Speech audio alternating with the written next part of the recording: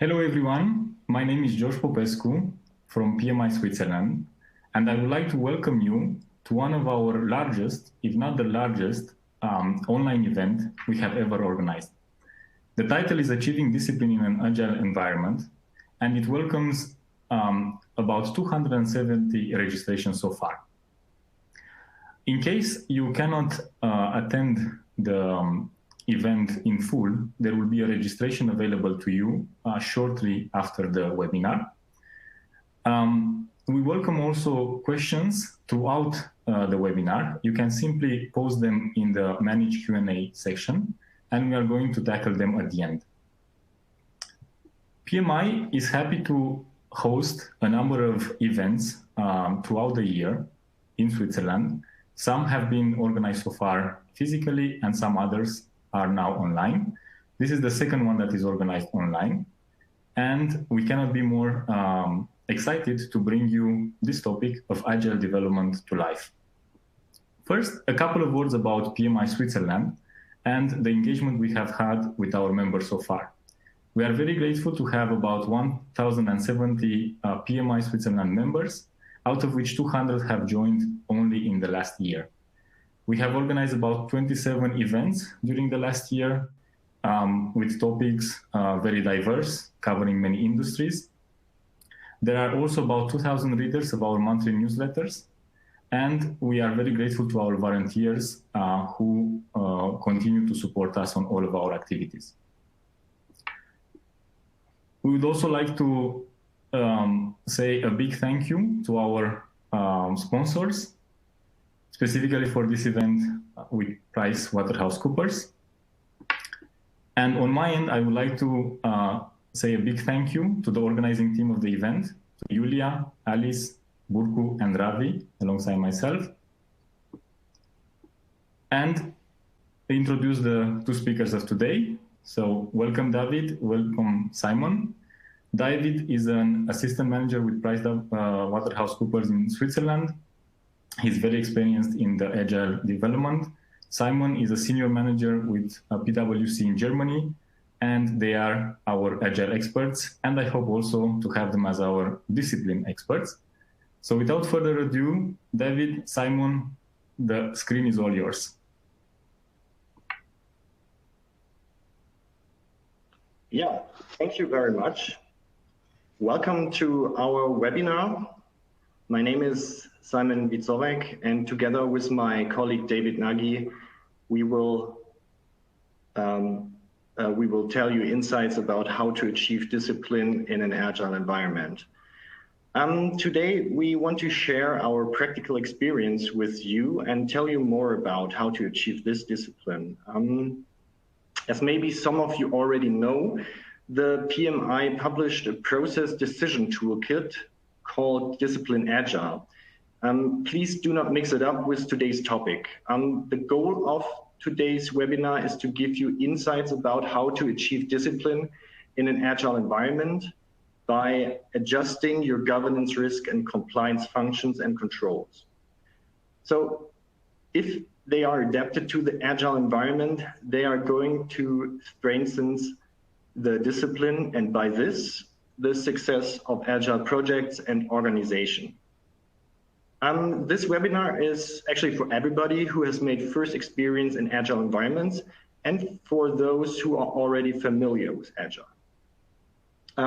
Those who have no experience with agile will have it a little bit harder to follow because we start beyond the agile basics, but no worries, you can write us your questions.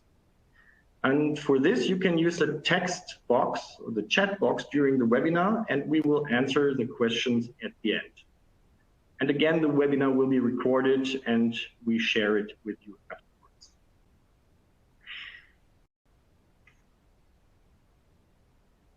Okay, maybe now some words to our person. Again, my name is Simon Witzorek and I am Senior Manager at PwC Germany in the service line Transformation Assurance. Transformation Assurance combines traditional and agile project management capabilities with technical and risk management skills. I have 11 years experience in the area of project management, 6 years in agile project delivery. And I've been a project manager in several national and international business and IT projects, as well as in Agile transformation programs. And now I would like to hand over to my colleague, David Nagy.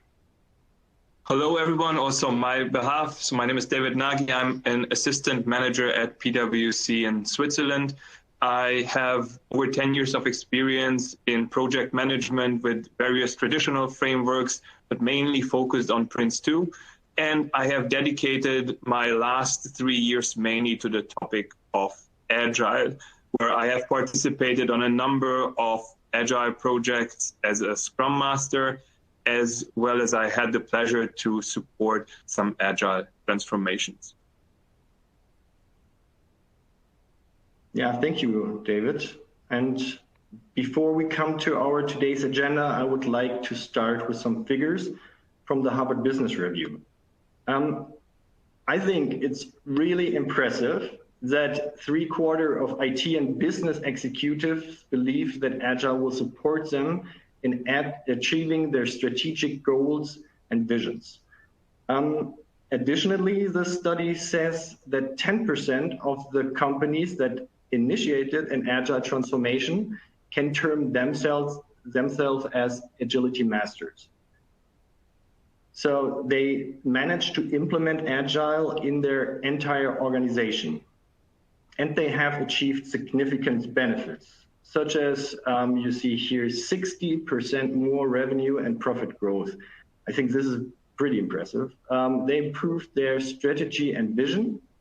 They have a better focus on relevant skills of their employees.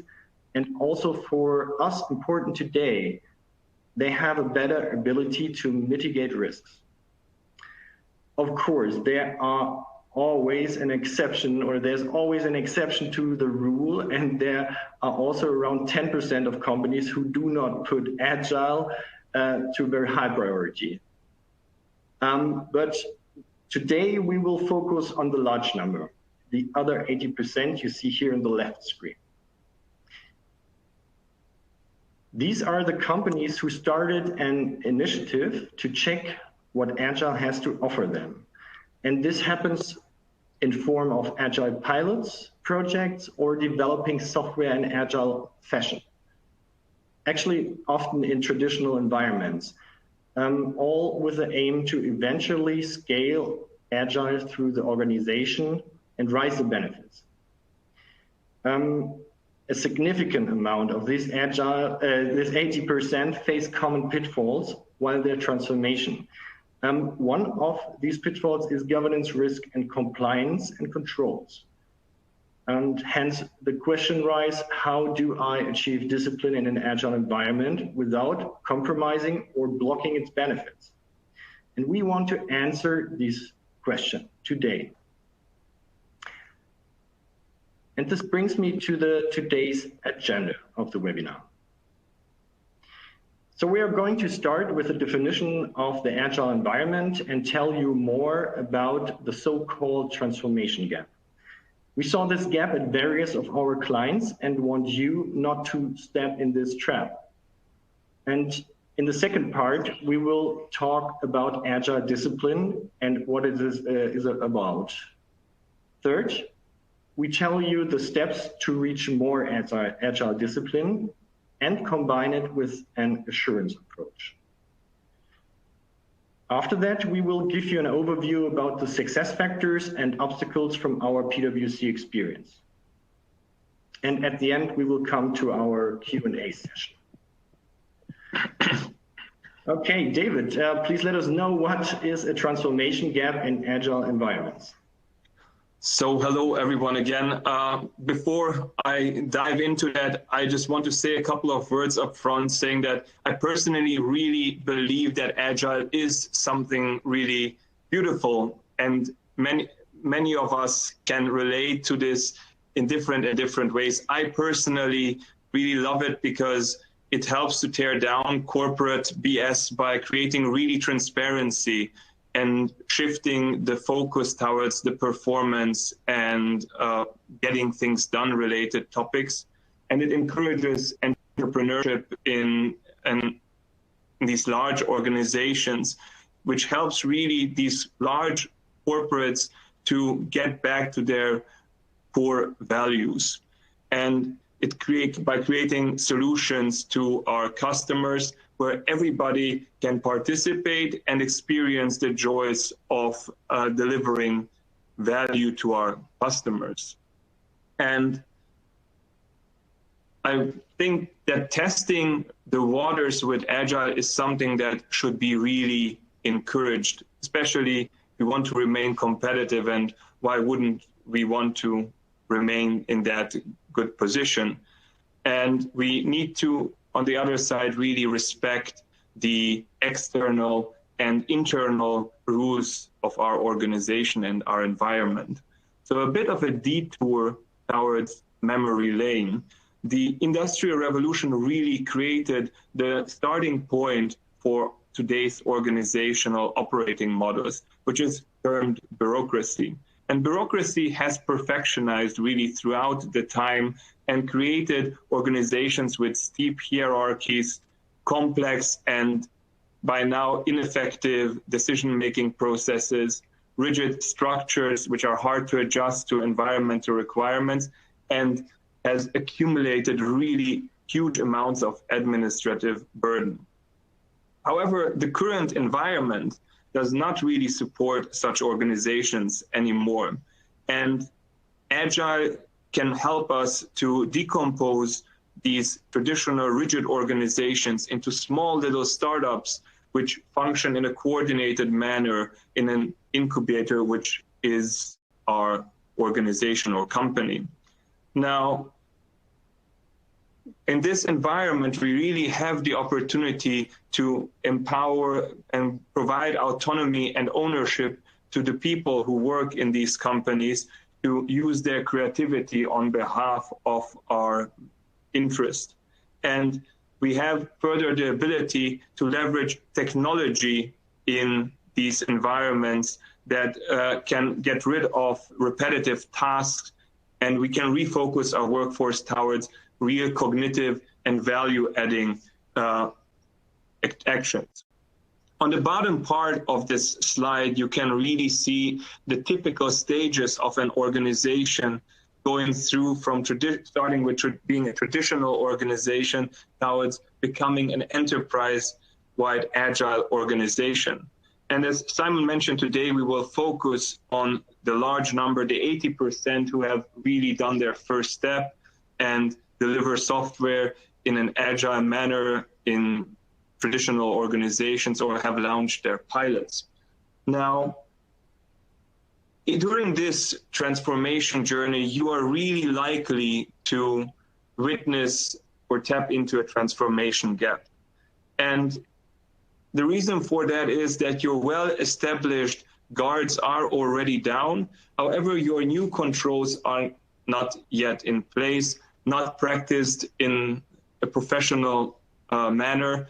And of course, also you have your agile enthusiasts who get really carried away by exercising their creativity, being focused only on their core actions, and live in the misconception that Agile does not require discipline and controls. And wow, they're actually really wrong.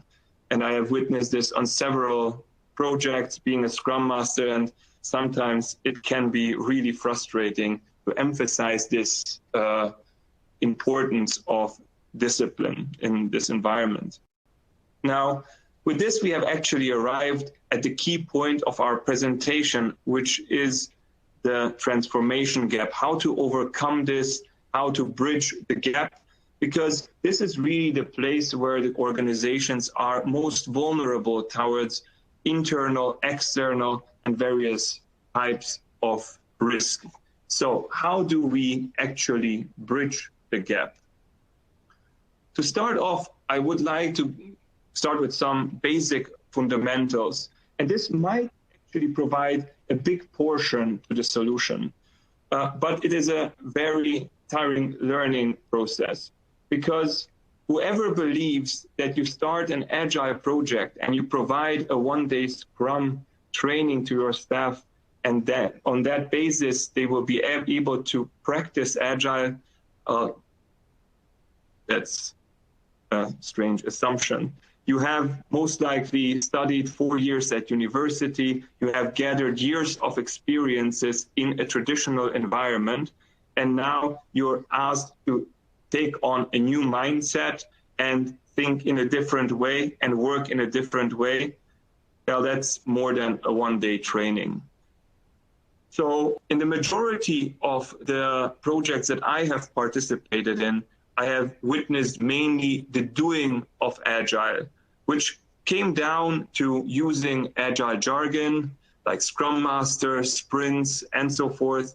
And of course, we used Agile ceremonies. But the actual purpose of these elements was, I believe, in majority of the cases, not clear to the participants.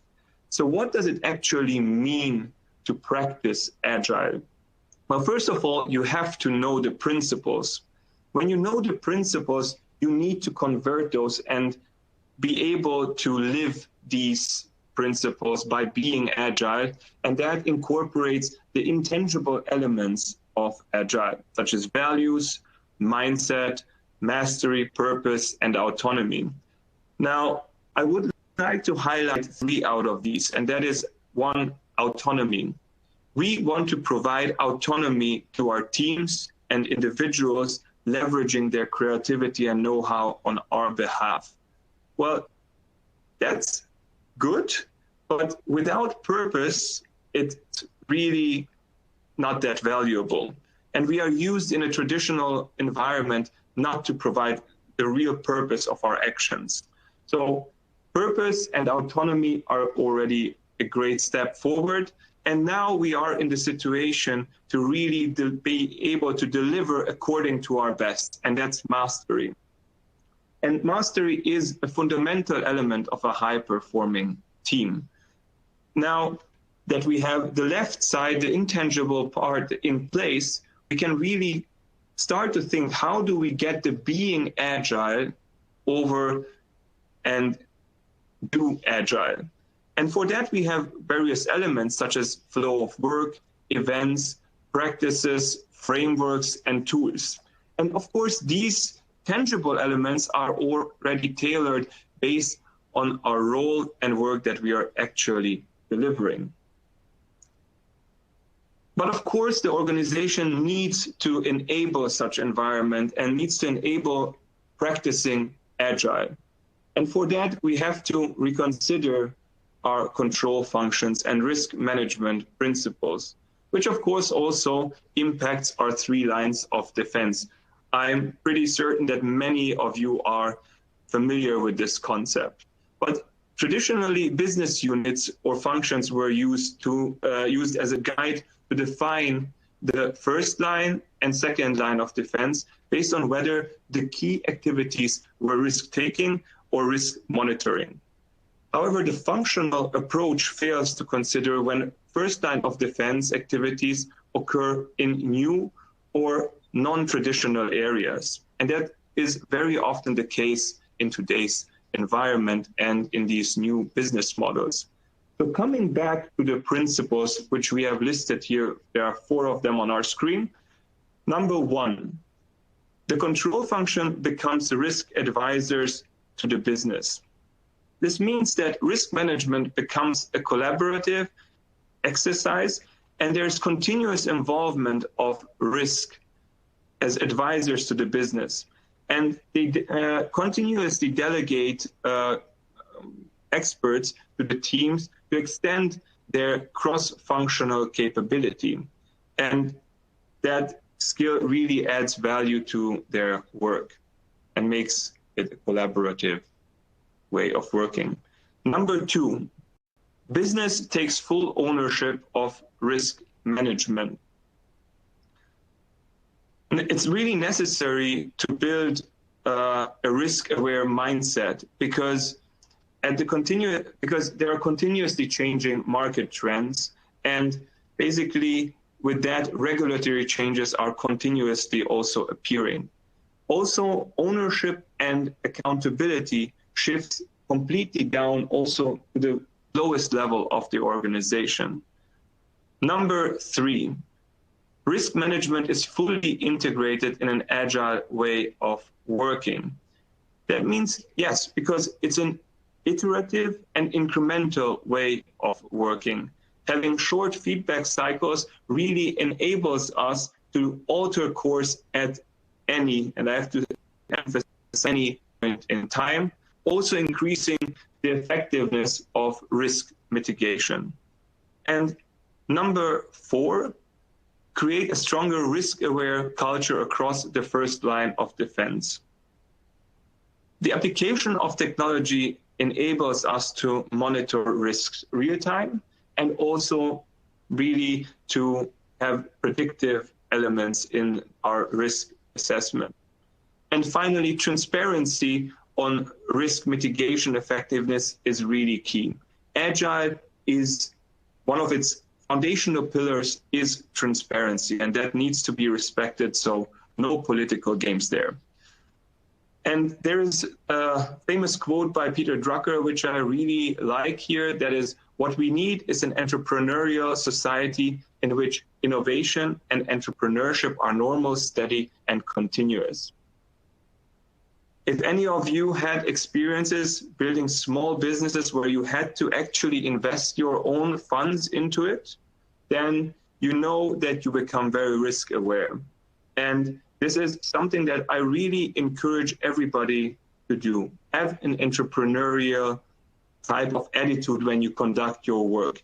Embrace the ownership, but also be responsible with this autonomy that you receive, because you will impact your surrounding.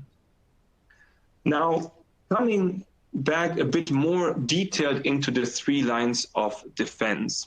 So we need to align it in order that enables autonomy and alignment.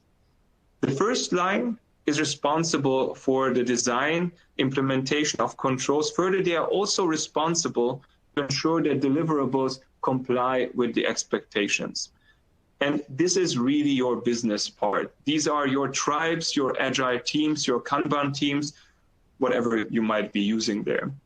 Second line of defense is responsible for the design, implementation of, sets the policies really to create objectives and standards for control measures to be created and implemented by the first line. They are also, as mentioned earlier on, there to support and challenge the first lines in their efforts. And finally, you have the third line, which is CAS, or Corporate Audit Services, which provides an independent view on the first and second line's achievement. In summary, really the fundament of the 3 lines of defense model does not change. It's just necessary to tweak it to enable autonomy and alignment. The second point is that Agile does not jeopardize the safety of risk and control environment. On the contrary, in the past, risk used to sit really on top of the organization. Now it's being integrated into the organization, running through from top until bottom. And this brings me to the last summary point here, which is the risk appetite. The risk appetite does not change because you implement Agile. Your board, your top executives define the risk appetite of the organization. And contrary to the traditional model, here it really cascades through from the top until the bottom, where everybody is expected to live according to this appetite. On this slide, you can see the clear shift of responsibility and for risk management towards business. On the left side, you have the traditional environment, and on the right side, you have the agile environment. And you move away from the heavy handholding towards the direction where the business and its teams take really charge for the control definition and execution. And I would like to focus here on the first 2 boxes on the left and the right side. On the left side, you have set policy and control objectives on the top box. in the traditional environment, the second line defines the policies and controls, and the first line simply reviews the control framework. Now, on the other side, in the new world, the policies are still set by the second line, and they provide objectives, and they are reviewed by the first line for understanding. Following, on the right side, the second box, the control standards are created by the first line and approved by the second line through the continuous support and challenging of those control measures. And then on the remaining steps, you see really the entire responsibility being continuously with the business, with the continuous support and challenging of your second line, and the independent view of the third line, the corporate audit service. On this slide, basically what we want to highlight that in order to provide such level of autonomy and responsibility, your governance model design principles need to be reconsidered. On the left side, you see these colored boxes. Those represent basically the various responsibilities. And you have assigned responsibilities on the right for certain roles. And here, for instance, overall process lead, that's the second from the top, or local process leads, they really refer to our tribe leads, product owners, dependent on the level of scaling that you're running within your organization or project. And on the right side, you see the revised principles for governance. And the first one, shared responsibility for risk and controls. As example, business leads perform periodic risk assessments, and the outcomes of these risk assessments are linked to the planning cycle to prioritize risk mitigation. The second, clear direction setting on risk and controls. Here, referring to an example, as mentioned, the second line actions, which is policy setting, focuses on objectives and providing really context for control definition.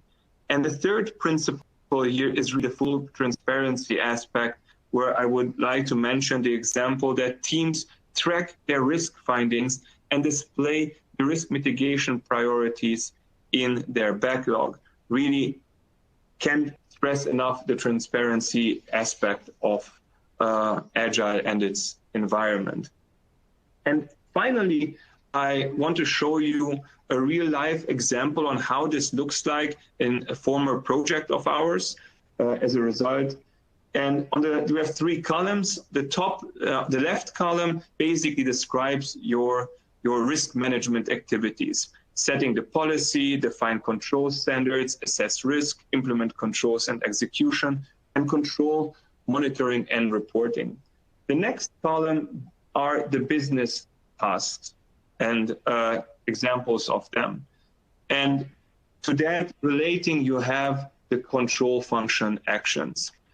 This is here really to display to you the level of detail that you really have to consider your various risk management and control activities for in relation to the roles that you have in your project. Just to mention a really basic one that I think everyone can relate to is that is the fourth from the top: implement controls and execution. Squads, or Scrum teams, work on user stories, and they are delivering against acceptance criteria. The control function on the other side really is there to delegate experts to these Scrum teams or squads to help them in the delivery of their user story with the risk element. And in earlier stages, they are also there to support you in defining those acceptance criteria to really make sure that all the compliance, risk, and legal elements have been considered. So in summary, to close the bridge, the transformation gap, we need to ensure that we are actually practicing Agile by knowing, being, doing Agile. And the second, we need to enable this environment through processes, structures, and technology. And I am really certain that Simon will show you some very useful tools for you to get there. Simon, over to you. Thank you, David. Okay, now we have understood what is the transformation gap in agile environments and why agile discipline is so important. Let us now come to the point how you can achieve agile discipline. And here in the next slide, you see a transformation approach. So, and in whatever agile evolution stage you are, whether you just started or have a company-wide agile coverage, you can use these 8 steps to start a project to transform your 3 lines of defense to achieve more agile discipline. You can do it in a traditional way or as an agile project. And first, you should start to define your processes and applications on the 3 lines of defense. So second, map your target processes and responsibilities to the defined actual processes and applications. For example, take your software development process and map it to your target DevOps process, responsibility and controls on the 3 lines of defense. Third, analyze gaps of not valid or missing controls, risks, and guidelines. And fourth, develop controls, risks, and guidelines who fit to your agile ways of working and fill the gaps. The 5th step, customize your controls, risks, and guidelines and bring them to life. And for this, it's very important to follow a change management approach for sustainable and effective change. After that, monitor with periodic assessments the operational effectiveness of what you have implemented. You will see what is good, applicable, and what not. And last but not least, start a continuous improvement. And this is very important in an agile environment because it's very dynamic. And on this page, I would like to show you how you can add an assurance approach to your 3 line of defense transformation project. First, I would like to recommend you to review your status quo with an agile assessment here on the left side. And with this, you can review the first 4 steps: the definition, the mapping, the analyzing and development of new controls, risks and guidelines against best practices or the intended results. And this leads you to immediate improvement recommendations. And already at this stage, you should avoid major methodical or design failures. And after that, you should continuously review your project to make sure that everything is right implemented. This is shown on the right side. You should review the customizing, the change, the monitoring, and the continuous improvement activities. And for this, continuously monitor and track, analyze the risks, and take mitigating measures to the project or to let the project stay on track. On the next slide, you see a best practice example on how we structure an agile assessment. It's structured into 5 dimensions, and you should review your controls, risk, and guidelines among these agile dimensions. And the product management dimension covers the GRC activities along the life cycle of a product from its conception to delivery. Process mechanics covers the GRC activities that an agile team carries out every day to manage a project. Team dynamics covers all GRC that influence the performance, efficiency, and productivity of the team. And in the organizational dimension, this covers parameters that are essential for the successful implementation. And the last dimension, the technical practices, covers all GRC activities to securely develop and deliver. And on the right side of this slide, you see the dimension product management in more detail. For example, in one of our last projects, we saw a major issue with the definition of done. The definition of done is a very important risk and control function. And in this project, the definition of done was not set up for different stages, like for team or feature or capability or epic level. This was a project in a scaled environment. And on the next slide, you see the Agile quality assurance. And here you see a best practice example on a Scrum basis. After you assessed your status quo with the immediate and set immediate improvement actions with the Agile assessment, you can continue with this Agile quality assurance on your project. The goal is to check with a design and operational review the Scrum artifacts and ceremonies to see if everything is right implemented. And within the design review, you see the little buttons on the right side. You check the Agile project methodology and the governance, risk, and compliance, such as the control requirements. Within the operational review, you check the development and implemented GRC and controls. And to carry out the design and operational review, you can use interviews, you can observe Scrum ceremonies, and you should also inspect evidences. On the next slide, you see a best practice example in a scaled environment from this Agile quality assurance. So this is a scaled environment with SAFe. And also here you should include design and operational reviews on certain levels. Important are the different integration activities and interfaces between team, program, and portfolio level.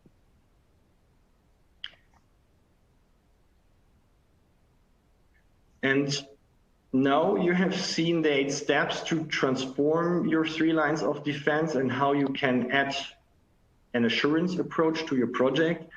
But let me ask you now some questions. Where does your company stand right now on the way to more Agile discipline? And I raised here 5 questions. Do you know where your transformation gap is? The second is your GRC framework adapted to Agile working methods? And the third question you should ask yourself, does your Agile playbook consider the consistency and repeatability of Agile work in all teams? The fourth question is, do you have evidence that your teams are following your new rules? And the last questions, can you really make sure that your products or software is tested and secure and with integrity? And if you now answered one of these questions with no, you should really think about transforming your 3 lines of defense to grow more sustained in an Agile environment. So coming now to the sections with our success factors and obstacles, they're coming right from our practical experience. And on the next slide here, we summarized these success factors and obstacles for you. And the first success factor, it's very important to identify and be aware of your transformation gap. Second, integrate your risk and compliance into the control functions. And you need a change of your controls when you work in an Agile environment. And adjust your governance framework, and please don't think your old governance framework is good enough to handle Agile. I'm sure that authority, trust, and ownership keeps unattended. The fourth success factor is an active change management and upskilling of colleagues is very important. I've seen many of these transformation projects where change management has often not a high priority. And the last success factor and also obstacle, really claim leadership support. Without leadership support, you can't do it. On the next slide, we have a takeaway for you, and also coming to the end of our presentation. Governance, risk and compliance function who are adapted to the Agile environment strengthens the discipline and thus the success of Agile projects and organizations. And be aware, if you cannot provide effective GRC controls for Agile environments to your legislator, he will slow you down in transforming digital or Agile. Because the legislator will not go into risk because of lack of controls. Yeah, this was the last slide of our webinar. And finally, I have some thought leadership for you. So we collected some useful publications for you. So here's some white papers where you can read more about Agile project delivery, DevOps controls or Agile benefits, or take a look to our websites with additional services or examples, or you can also visit our Agile transformation website. It's in German, actually, with interesting Agile journeys and examples. Yeah, thank you very much that you joined our webinar here, and I hope you enjoyed it. And yeah, now it's time for your questions. And let's move to the questions and answers section. Thank you so much, Simon and David, for this very interesting presentation. There have been a lot of interest so far from the participants. I would just want to take a moment to say that we are at the Q&A session and we are trying to answer as many questions as possible. There have been quite a bit in the chat. So let's see how many we can tackle until the end. So maybe if I can already start with a question for you, David. Why do we need controls in an Agile environment? Isn't that a bit counterintuitive relative to Agile? Well, I believe that Agile is definitely not an uncoordinated talkfest, which it might appear at first for many people who witness Agile in some organization. It's a very disciplined approach, and ideally the participants understand why the required activities are being implemented, and they serve as guardrails to really keep the organization on track, to avoid this anarchy perception of Agile, and that everybody can run into the same direction. And in case the right guardrails are in place, then the team knows how to build actually a collaborative organization. Because what we want to achieve is really a high level of autonomy, and we also want to have a high level of alignment, because this is the nature of a collaborative organization. Of course, there are the various results there as well, when you have organizations with high level of autonomy and or low level of autonomy and high level of alignment, which would be your typical conformist cultures, which are very authoritative. Then you might have low level of alignment and low level of autonomy, which really is the type of organization where you have your paranoid micromanaging managers who don't allow you to do anything, and it's not really helpful. And you might have your high level of autonomy and low level of alignment, which is the typical bad perception of Agile, where everybody runs around in different direction, and it's really not giving you the benefit that you're expecting of Agile. I hope this answers the question. Yes, clearly does. Thank you. I think the keyword there that you put so well is alignment. So thank you for that. I'm just going through the questions. One for you, Simon. Can the model that you presented be applied in a hybrid model? Okay, yeah, this is a good question. Yeah, some of our clients have also hybrid models or using hybrid models. But I think that we have to decide between two things I mentioned today. The one thing is the transformed 3 lines of defense model, so the final product. And the other is the approach to get there. And but actually for both, I can say, yes, you can do it. The only thing you have to be aware of is where your traditional models ends and where does the agile model starts. And so the traditional part is maybe already covered by your old GRC framework and controls. So you should take care of the agile part and the bridge from traditional to agile. And actually the step 2, I mentioned the mapping from our model is therefore very important. And and the approach to get there can be done as a traditional or a hybrid or an agile project. Yeah.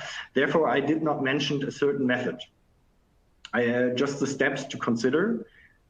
Just the assurance approach was, in our example, tailored to an agile project because, yeah, a lot of our clients do it in an agile way.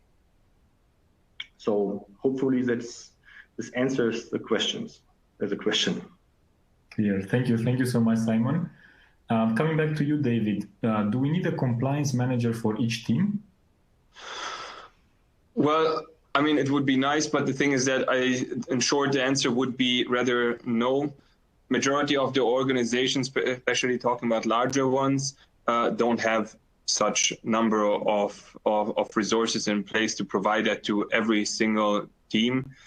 Especially if we talk about large multinationals, you might have easily over 50 plus teams in such environments.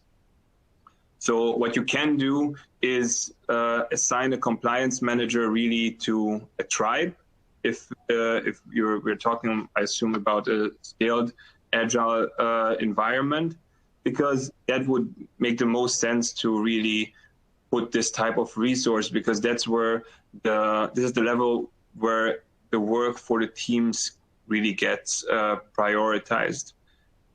And it's really on a need basis, because and of course, as we are expecting our teams to have a risk-aware mindset, if we believe that as a team or as a team member that I need to consult with compliance about certain topics, then I would just simply proactively and pragmatically reach out to them and request such resource, either through the product owner or directly by compliance. Okay, great. It's all clear. So you mentioned about the large multinational. What happens, Simon, if we have a single Scrum team and a single Scrum team project? Can this approach be valid? I think here was meant the approach to transform the 3 lines of defense. Actually, it depends on your company size and the scope of the transformation. If it's not so big and complex, you can do it with a single Scrum team project. But I was in a lot of projects who are working in a scaled way, so either with SAFe or Spotify model or some other methods of scaling, yeah. And then you have to consider the other parts I mentioned. But coming back to the question, yes, you can, if it's not so complex. Okay, we have someone asking about the preceding step regarding transforming an organization into agile. So how do you get management to buy in the idea of letting people out of their operational silo? Yeah, first of all, the management should be convinced from Agile. So it needs also enthusiasm to Agile from the management, and they have to push it. So maybe if you're not at this way, you try to first convince your management, yeah, with some Agile pilots or good results out of this, yeah. But this really depends on the person. So I saw some leaders who are still working in a traditional way and think this is the only and the right thing, and this is what they can do and they ever did. And I saw also some innovative leaders who are really pushing this forward and putting this on the top of the agenda. So this really depends on the person. So also how you can convince them, but the best is to convince them with a good result out of this project. Mm-hmm. Thank you, Simon. So clearly the work needs to be done at the perception level, bringing in the value from Agile with the specific use cases. There is a very interesting question regarding regulated environments. So how do you bring Agile into environments that are highly regulated? And how do you show the benefits of Agile there? Those that are very strict and restrictive in general. Yeah, this, or David, would you like? I can also. Simon, I give that to you. Okay. Regulatory topic. Okay. Yeah, so regulatory, I think the financial service area was meant, or this is pretty much high regulated, and for this it's even more important to transform the 3 lines of defense, because these areas and these industries are facing a lot of rules and some government restrictions and compliance restrictions. So it's very important to transform the 3 lines of defense against, I said, best practices or the intended results. And so in Germany we have MA risk or so as a guideline, and you should try to follow this, but you have to transform it. Yeah, you have to transform the controls, and the best thing is that you get help from people who are experienced in this, who did this before, because the legislator makes rules, yeah, but the rules are not already adapted to Agile environments. So, and this is the complex thing. So, we from PwC, we also transform this rules, yeah, that they are applicable also in Agile environments. And yeah, so it's very important for these areas and for these industries. And yeah, you have to follow the legislator rules with this and transform them, making them applicable for Agile.